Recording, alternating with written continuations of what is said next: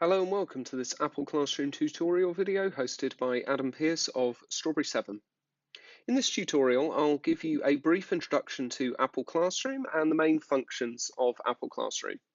So in this demo, on the left we have a staff iPad and on the right we have a student iPad. We're going to be using the staff iPad to access Apple Classroom, and on the student iPad we will see how Apple Classroom affects it. So start by clicking Classroom, and you will see your classes listed in Apple Classroom. We're going to use Ruby class. And within Ruby class, we will see the various students that are within Ruby class at the bottom. Any student that is online and has a iPad logged in is listed here and listed with their status in the bottom part underneath their name. So from here, there are various tasks that we can do that affect the students within the class. If you perform a task in this screen, it will affect every student in the class at the same time. So with this particular example, we've only got one person logged in, but if you had about 20 users here, it would affect all of them at the same time. So the first option we have is open. This is to open a particular app that the users have, and this will open that particular app on their iPad. So let's say we wanted the students to open Google Drive because we needed them to open a particular app. We click that, and on the right hand side with the student iPad you can see that it's opened Google Drive. And we're not actually signed in at the moment, but that would go straight to their home drive if they were signed in. The other thing that you can do is you can actually lock it to an app after you've opened it. So we'll turn that on and we'll select Drive again, and that will open Drive. But now when I'm clicking the home button on the student device, I can't actually exit Drive. It's locked it to that particular app. So this is particularly useful if you want to lock a student to that particular app and have almost like guided access to the that particular app rather than them going off and accessing other areas. The next option is navigate. It's a very similar thing, but this is to do with guiding them towards Safari.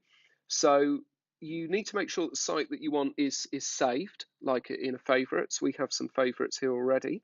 So we're going to go into favorites. Again, we could lock it to Safari if we wanted to on the bottom there.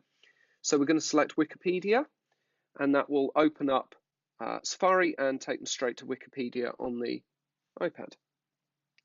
Close that down on the student iPad now.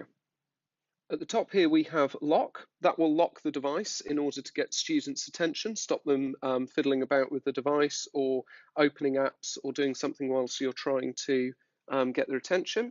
You just push unlock and it will allow them to get back into their device.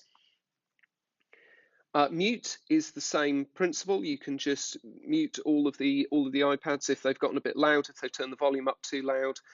It's been quite disruptive. Log out you can use at the end of the lesson. So when you've terminated, come to the end of your lesson, you can push up one button and it will log everybody out simultaneously, or the students can log themselves out. Students do that by just swiping down from the top of the iPad, and they'll have a log out button in the bottom right there to be able to log out. Screens allows you to see the user's screen. So as we're changing screen here, you'll see it moving on the right there with the student device, and you'll see it moving in the little preview down there. Now it's quite small down there, but I'll show you how to view that screen a bit bigger in just a second. And the final thing is groups, and this is very, very useful if you are doing a lesson where you are breaking your students up into small groups, small teams, because you can actually create your own custom groups.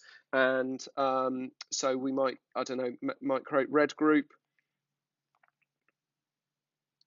And then what we can do is we can select various users that we want to be in red group, and we just click done, and then we can view the users, view the users' screens in red group, or assign red group a particular app, or do any of those other functions. So the groups are very, very useful as well.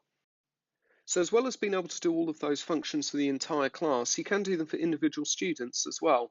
So if we tap our student who's logged in here, and we go to look at the various actions that we can do for that student, you'll see that we've got the same type of functions, but we're only affecting that one student now. So this is very useful if you have a very targeted thing. Equally, you can view the user's screen here, and it's a much bigger version of rather than that very small preview window that we saw in the previous area. The last thing that's particularly useful is the Airplay function. Now, in order to be able to for this particular demonstration, for this video, I'm actually already using this student iPad to AirPlay to this screen to be able to record it for you. But let's assume that I wasn't. What you'd be able to do as a teacher is walk around the classroom with your staff device like this and see a particular user's work and think on their iPad and say, wow, that's really, really great work. I want to show that to the class. What you could do is tap on that particular user, click the AirPlay button, and then click your class name, and it will come up on your whiteboard. It will show the student iPad, the student's work on the whiteboard. You can do that all wirelessly from your staff from the iPad as you're walking around the room. So that's a particularly useful feature.